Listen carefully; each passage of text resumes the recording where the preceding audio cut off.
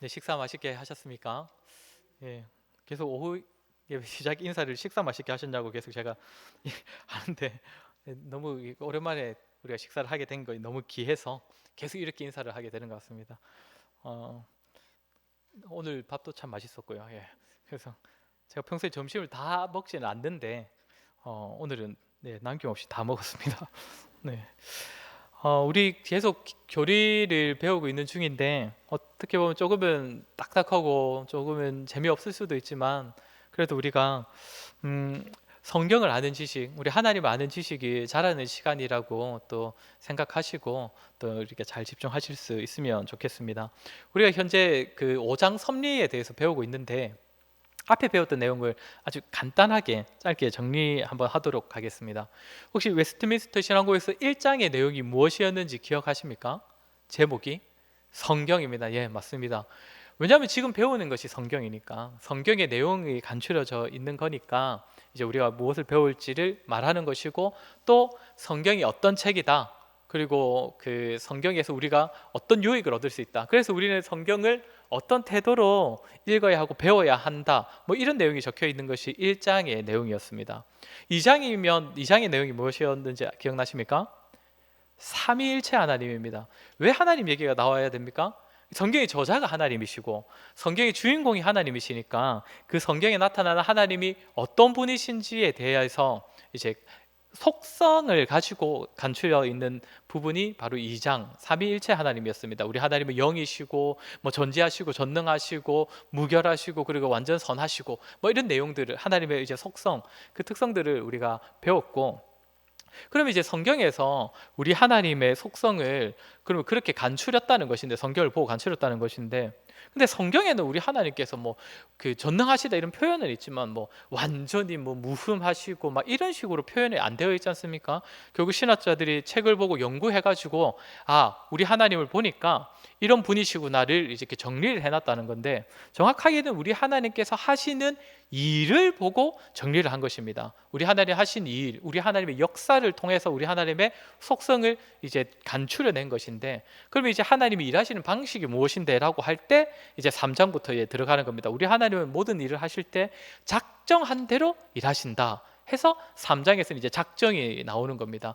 2장에서 우리 하나님의 특성들, 속성들을 얘기한 뒤에 그 속성이 찾을 수 있는 우리 하나님의 일하심, 이제 일하시는 방식이 이제 작정이라는 것이고, 그럼 그 하나님의 작정은 뭐 간단하게만 말하면 미리 정하신 겁니다. 우리 하나님은 뭐 어떤 일이든 미리 계획하신 대로 세우신 대로 이루어 가시는 방식으로 일하시는 분입니다. 즉흥적이거나 충동적이지 않으신 분이시라는 의미입니다. 자, 그러면 이제 작정에서 가장 중요하게 얘기했던 많은 부분을 차지했던 내용이 어떤 거였습니까? 예정이었습니다. 예정. 우리가 작정하고 예정이라는 단어를 조금 혼용해서 사용한다고 했지만 엄밀히 따지면 다르다고 했습니다. 예정은 작정 안에 포함되는 건데 예정은 사람의 구원과 관련된다 했습니다. 사람이 하나님의 택함을 받아서 영원한 생명으로 인도함을 받느냐 아니면 하나님이 이제 내버려 두셔서 영원한 지옥으로 갈 수밖에 없는가 이에 관한 부분이 미리 정해졌다 할 때 예정이라는 단어를 사용했다고 했습니다. 그리고 이제 그러면 우리 하나님께서 미리 정하신 것을 어떻게 이루어 가십니까? 라고 하는 내용이 나와야 되지 않습니까? 그것이 이제 4장과 5장입니다. 우리 하나님은 4장에서 창조이죠. 하나님의 작정을 이룰 이제 대상 체제를 이제 만드시는 겁니다. 그 중에 핵심은 사람입니다. 당연코. 그리고 하나님께서는 만드셨을 뿐만 아니라 그 만드신 것들을 이제 이끌어 가십니다. 계속해서 다스려 가시고 이렇게 보존하시고 이렇게 역사하시는 것들 그것이 이제 우리 하나님의 섭리 이것이 이제 우리가 지금 배우고 있는 5장의 내용입니다. 지난주에 우리가 배웠던 것이 5장의 섭리에서 섭리도 이제 우리 하나님께서 완전하게 이제 이끄신다, 완전하게 다스리신다 이 내용을 먼저 앞에 하고 있는데 이러면 이제 중간에 하나 걸림이 딱 생기는 부분이 무엇이냐면 그럼 죄는 어떻게 된 겁니까? 라는 거 아니겠습니까? 사람의 타락, 부패 완전하신데 왜 그렇게 이 모양 이 꼴로 내버려 두셨습니까? 이런 의미가 생길 수 있는데 이제 그에 대한 부분이 이제 5항이었으면 지난주에 배웠던 거 그게 하나님께서 사람을 죄된 상태, 부패한 상태로 내버려 두시는 이유가 크게 4가지가 있다라고 했는데 첫 번째는 지금 이 안에 게 지난주께 아마 넘어갔기 때문에 지난주 거 5항까지는 있네요. 놀랍습니다. 네, 예, 어쨌든 이거 간단히 보시면 첫 번째는 징계하시기 위함이라 했습니다. 징계. 우리 하나님이 징계하시는 방식은 즉흥적이지 않다고 했습니다. 어느 정도는 기다리시고 그 어떻게 보면 죄의 분량이라는 것이 쌓일 때 그때에 이제 하나님께서 징계하시는데 그렇기 때문에 계속적으로 죄된 상태에 머물러 있기도 한다는 겁니다. 그리고 이제 두 번째는 이제 사람이 그렇게 죄로부터 이제 돌이키면서 뭐 하나님께 한 대 얻어맞고 돌이켰든지 아니면 스스로 돌이켰든지 어쨌든 돌이켜서는 내가 진짜 죄에는 약한 존재이구나, 나는 정말 무력한 존재구나 제 앞에서, 그렇게 그걸 깨닫고 하나님 앞에 이제 겸손하게 되도록 하시기 위함이라는 겁니다. 그러면 이제 세 번째 유혹은 무엇입니까? 겸손해졌으니까 이제 붙잡아야죠. 하나님을 더욱 의존케 된다는 것입니다. 하나님을 더욱 의존하도록 하시기 위하여서. 그리고 마지막으로는 이제 그 과정을 거치면 이제 사람이 좀 더 자라야 하지 않습니까? 이제 좀 더 거룩하고 좀 더 성숙한 모습으로 이제는 앞으로 잘 살아갈 수 있도록, 이제는 다시금 그 동일한 죄가 다가올 때도 그때는 이젠 죄를 이길 수 있도록 하시기 위하여서 이렇게 하나님께서 때때로는 사람을 죄된 상태, 부패한 대로 그냥 살아가도록 때로는 내버려 두시기도 한다라는 의미입니다. 자, 이제 그 6항에 대해 들어가 볼 텐데, 앞에서 5항의 내용은 하나님께서 죄를 통해서 도리어 유익하도록 만드시는 사람들 이야기지 않습니까? 그러니까 당연히 그 대상들은 성도입니다. 성도. 5항에서 말하는 내용은 성도들에게만, 택함 받은 백성들에게만 해당되는 이야기고, 6항은 같은 죄라고 하더라도 하나님께서 택하지 않으신 자들에 대한 내용이 바로 6항입니다. 6항 우리 조금 길지만 우리 한번 같이 읽어보도록 하겠습니다. 6항입니다. 시작. 하나님께서는 의로우신 재판장으로서 완악하고 불경건한 자들의 경우 전에 지은 죄로 인하여 눈을 어둡게 하시고 강팍하게 하시는데, 이들에게는 지각이 밝아지거나 그들의 마음에 영향을 미칠 은혜를 허락하지 않으실 뿐만 아니라 때로는 그들이 가진 은사들을 거두기도 하시고, 또한 그들을 버려두사 스스로의 부패함으로 인해 죄를 짓게 만들기도 하시며, 그들을 정욕과 세상의 시험과 사탄의 권세에 넘겨주기도 하신다. 그리하여 그들은 다른 이들을 부드럽게 만드시는 하나님의 방편 아래에서도 스스로를 강팍하게 만들고 만다. 네, 이거는 하나님께서 그 5항에서 말했던 성도, 그리고 6항에서 지금 말하는 이 불신자도 어떻게 보면 때때로 죄를 짓고 살아갈 때 하나님께서 처음에 내버려 두시는 건 비슷하게 보일 수도 있지만, 이제 택함 받은 성도는 결국에는 다시 원점으로 돌아오게 만드시지만, 택함 받지 못한 사람들은 그 상태 그대로 머무르게 내버려 두시고 오히려 더 악하게 갈 수밖에 없도록 때로는 빼앗기도 하심으로써 그들은 영원한 지옥에 갈 수밖에 없도록 하신다는 것입니다. 자, 이제 7항은 가보면 7항은 이제 조금 5항, 6항과는 또 결이 다른 또 새로운 내용입니다. 이제는 교회에 대한 하나님의 섭리 이야기를 하는데, 우리 7항 한번 같이 읽겠습니다. 하나님의 섭리가 일반적으로 그분은 또한 가장 특별한 방법으로 하나님의 교회를 돌보시고 모든 일들을 교회의 유익이 되게 하신다. 하나님께서 가장 특별한 방법으로, 하나님께서 섭리하시는 그 섭리들 중에 가장 특별한 방법으로 교회를 향해 섭리를 하신다는 것입니다. 교회의 유익이 되게 하신다는 겁니다. 모든 섭리가. 몇 주 전에 보았던 우리 에베소서 1장 말씀이 우리 아까 좀 전에 읽었던 말씀 아니겠습니까? 우리 다시 한 번만 띄워주시겠습니까? 네, 우리 한번 같이 읽겠습니다. 다시 한번. 또 만물을 그의 발 아래에 복종하게 하시고 그를 만물 위에 교회의 머리로 삼으셨느니라. 교회는 그의 몸이니 만물 안에서 만물을 충만하게 하시는 이의 충만함이니라. 저 순서를 잘 기억하셔야 됩니다. 22절은 위아래의 개념으로 얘기하고 23절은 안팎의 개념으로 얘기합니다. 하나님께서 예수님을 그러니까 만물 위의 머리로 삼으셨는데 그 만물 위의 교회의 머리로 삼으셨다라고 합니다. 그러니까 만물이 있고 교회가 있고 교회의 머리 대신 예수님이 계신 겁니다. 23절은 뭐라 합니까? 교회는 그의 몸이니 예수님의 몸이라고 하는데 만물 안에 있는 교회를 충만하게 하시는 분이 예수님이라는 겁니다.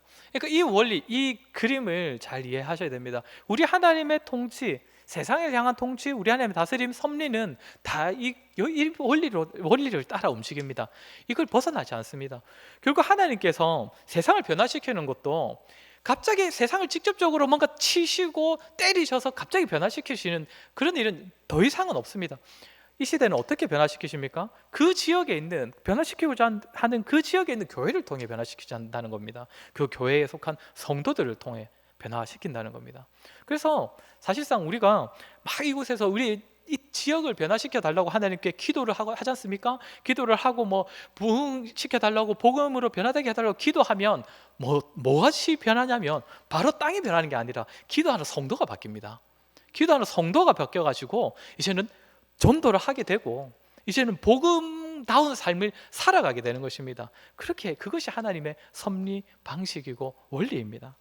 어쨌든 하나님께서 이것뿐만 아니라 모든 섭리가 결국 교회가 너무 중요하기 때문에 우리 하나님께서 교회를 통하여서 일하시고, 뿐만 아니라 모든 섭리가 교회만이 아니라 교회 밖의 섭리, 모든 섭리가 결국에는 교회의 유익이 되도록 섭리하신다고 합니다. 얼마나 우리가 이 복된 공동체에 있는지 아시겠죠? 근데 참 보면 과연 교회에 유익되는 섭리 맞나 하는 그런 생각되는 경우도 분명 있기는 한 것 같습니다. 성도 여러분, 코로나 왜 주셨을까요? 지금 2년 동안이나 정말 이 눈에 보이지 않는 바이러스 때문에 정말 누구보다 가장 고생하는 게 바로 교회 아닙니까? 왜 하나님께서 교회를 주셨을까요? 그러면 이것도 하나님의 섭리면 따지고 보면 무조건 우리의 유익이 될 것 같은데 무엇이 가장 교회의 유익인 것 같습니까? 제가 답을 드리려고 하는 건 절대 아닙니다. 저도 잘 모릅니다. 누군가가 뭐 그런 이야기를 하더라고요. 코로나를 통하여서 교회 내에 약간 알곡과 가라지가 좀 가려지는 느낌이다, 뭐 이런 얘기를 좀 하셨습니다. 이해는 됩니다. 무슨 말인지 이해는 됩니다. 그런데 이제 또 우리가 그렇게 냉정하게 과연 판단할 수 있을 것인가?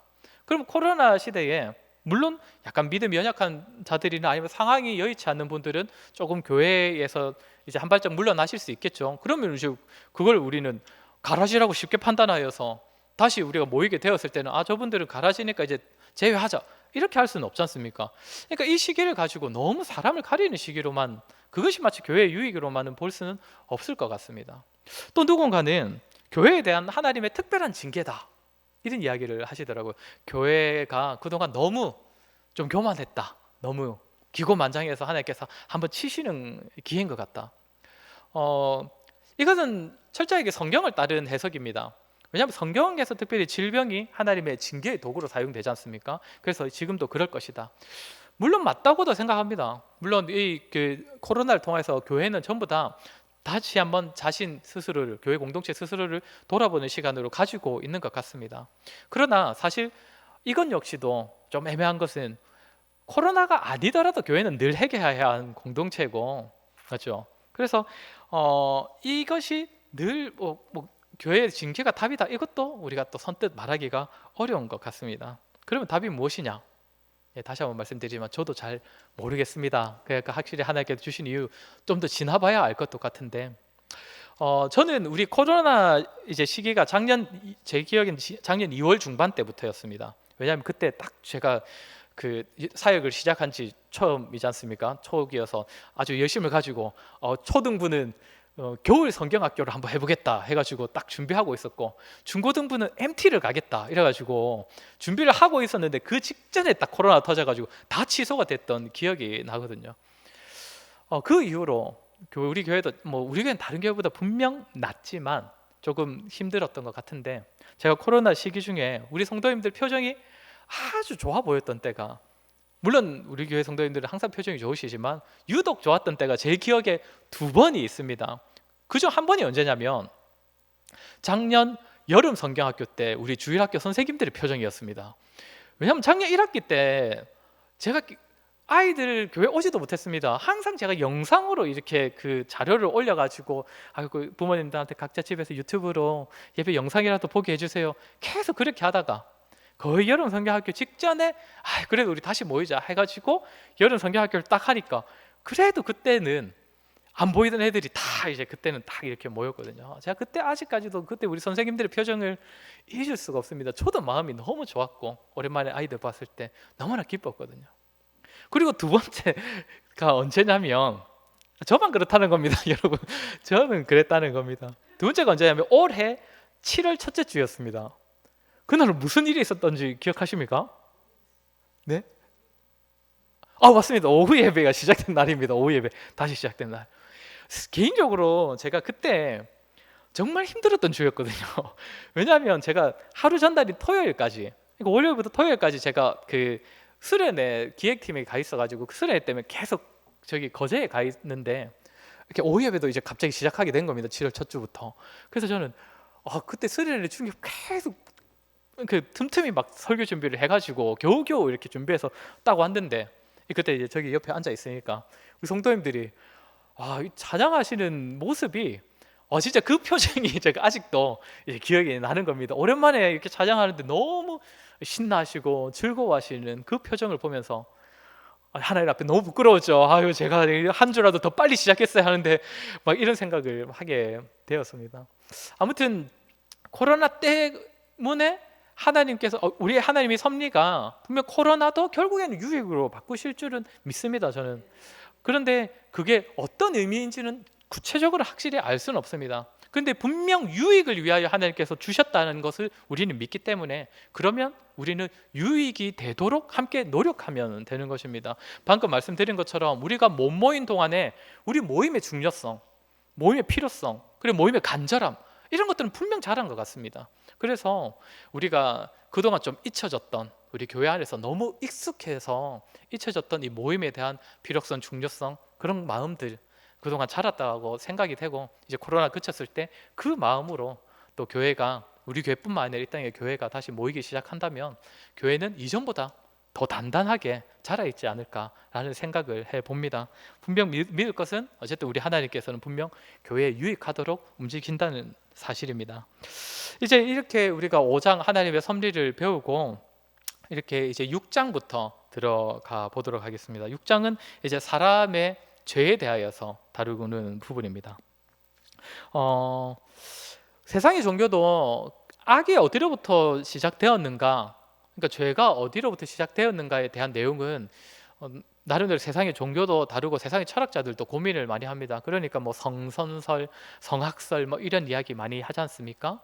그런데 성경만큼 명확하게 가르치는 데는 단 한 군데도 없습니다.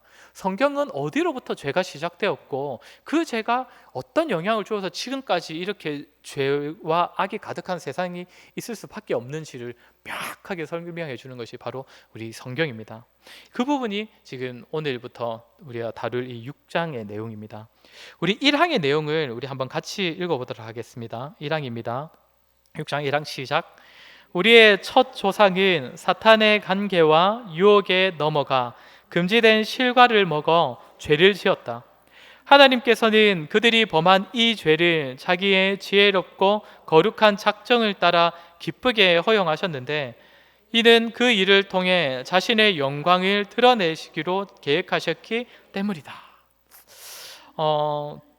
죄의 시작을 가르쳐 주는 것이 이제 첫 문장입니다. 첫 문장을 보면 크게 뭐라고 합니까? 우리의 첫 조상이 죄를 저지른 것을 얘기하고, 그 다음에 사탄의 관계와 유혹에 넘어가서 죄를 저질렀다고 얘기하고, 마지막으로는 제일 구체적인 내용이죠. 금지된 실과를 먹어서 죄를 지었다라고 합니다.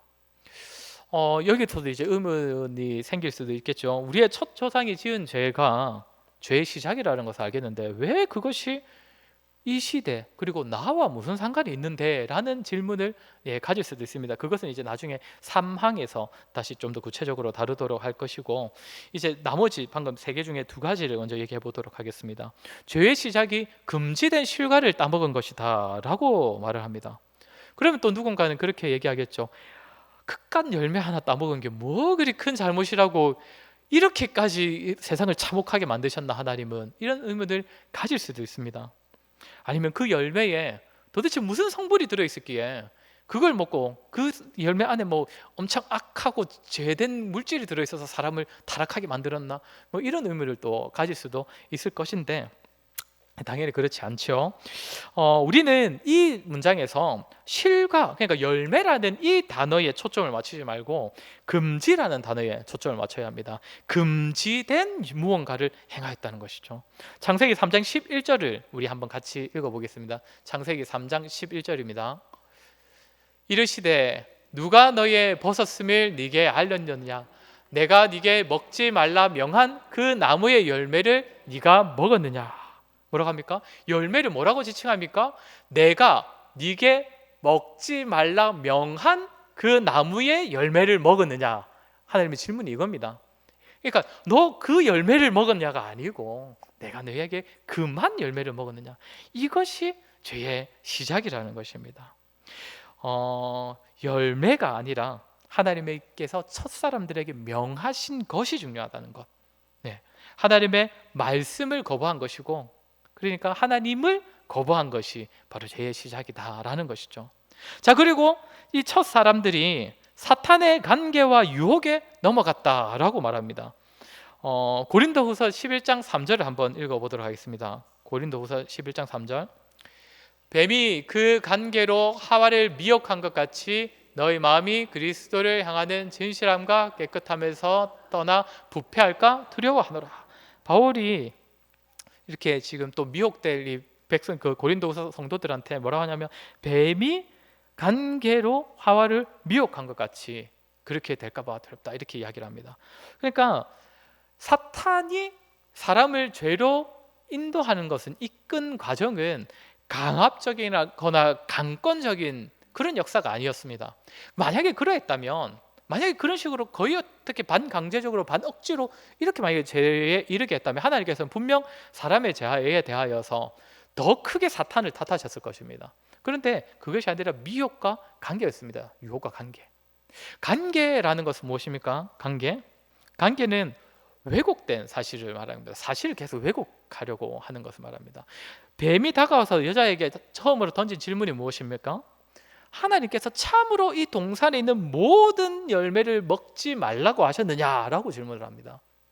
하나님께서 모든 것을 다 먹지 말라고 하셨느냐? 그렇게 보면 이제 하나님께서는 하나만 먹지 말라고 하셨지 않습니까? 모든 것을 다 먹어도 되는데, 그럼 이제 이 뱀이 어떻게 하려고 하는 겁니까? 하나님께서는 너희를 억압하시고 통제하시고 뭐 하고 싶은 걸 못하게 하시는 분처럼 이렇게 계속 초점을 흐려놓는 것이죠. 다른 쪽으로 주목하고. 그리고 유혹이라는 게 무엇입니까? 유혹은 해야 될 것을 하지 않아도 되는 것처럼, 하지 말아야 할 것을 해도 되는 것처럼 여기게 만드는 것을 유혹이라고 할 수 있습니다. 뱀이 다음 그 여자가 이제 바른 대답을 하지 않습니까? 아니, 우리가 다 먹어도 되는데 이것만은 먹지 말라고 하셨어. 왜냐하면 이거 먹으면 우리 죽을 수도 있다고 하셨기 때문에 먹지 말라고 하셨어 라고 대답을 하는데, 뱀이 뭐라고 합니까? 정녕 죽지 않을 것이다. 절대 안 죽는다. 오히려 너희는 이걸 먹으면 눈이 밝아져서 하나님처럼 될 것이다. 이렇게 이제 계속 꼬아대지 않습니까? 그러니까 그 전에까지는 먹으면 안 되는 그 율법이 마음에 딱 있었는데, 머릿속에 있었는데 그럼 먹어도 되는 건가? 라고 생각하기 시작했다는 것이죠. 이런 방식으로 사탄이 그 사람들을 유혹했다는 겁니다. 우리가 기억해야 되지 않겠습니까? 세상이 우리를 잡아뜨리는 것도 이런 것입니다. 사실을 왜곡시키고, 그리고 하면 안 되는 것을 해도 괜찮을 것처럼, 해야 될 것을 하지 않아야 될 것처럼 여기게 만드는 것이 이 사탄의 유혹하는 방식이고, 오늘날 세상이 우리를 미혹하는 방식이라는 겁니다. 여기서 조금만 더 보도록 하겠습니다. 이제 그러면 결국 이제 앞으로 계속 이제 죄에 대하여서, 사람의 부패와 타락에 대해서 쭉 이렇게 6장이 다룰 것인데, 사람을 그렇게 아프게 한 것, 사람을 그렇게 고통스럽고 비참한 상태에 머문 죄를 왜 그렇게 우리가 상세하게 배워야 됩니까? 라는 생각이 들 수도 있지 않습니까? 그래서 딱 1항에서 가장 먼저 던지는 것이 무엇입니까? 이 죄를 자기의 지혜롭고 거룩한 작정을 따라 기쁘게 허용하셨다. 그리고 이는 그 일을 통해 자신의 영광을 드러내시기로 계획하셨다. 그러니까 사람이 매게 딱 그 처음 주신 그 원죄도 결국에는 우리 하나님이 다, 우리 하나님의 계획이 있으셨다라는 겁니다. 우리 하나님의 뜻하신 바가 있으셨다. 로마서 11장 32절 한번 같이 읽어보겠습니다. 시작. 하나님이 모든 사람을 순종하지 아니하는 가운데 가두어 두심은 모든 사람에게 긍휼을 베풀려 하심이로다. 아멘. 네, 우리 하나님께서 원죄로 인하여서 사람들이 모두 다 죄인이 되고 그래서 계속 부패한 상태에 있게 하신 것은 결국 우리 하나님께서 그런 자에게 긍휼을 베푸셔서 얼마나 하나님께서 우리를 향해 그 위대한 사랑을 베풀고 계신지를 이제 깨닫게 하시려고 그런 상태에 머물도록 하셨다는 것입니다. 저와 여러분은 본성적으로는 죄인이 맞습니다. 본성적으로는 죄인이 맞지만 본성이 새로워지는 은혜를 받은 자들입니다. 우리를 향해 베푸시는 긍휼이 얼마나 크신지를 우리 하나님께서 지속적으로 나타내시고자 하는 자들이 바로 우리들입니다. 그렇게 죄 가운데 머무는 것을 우리가 적극적으로 회개하고 피하는 것도 필요하지만 동시에 때때로 죄를 지었어도 이런 완악하고 부족하고 완전하지 못한 자를 얼마나 사랑하셨는가, 그 깨달음에 또 이르는 그 은혜를 다시 한번 되새기는 우리가 되어야 할 것입니다. 이런 은혜 있기를 소원합니다. 우리 함께 찬양하겠습니다.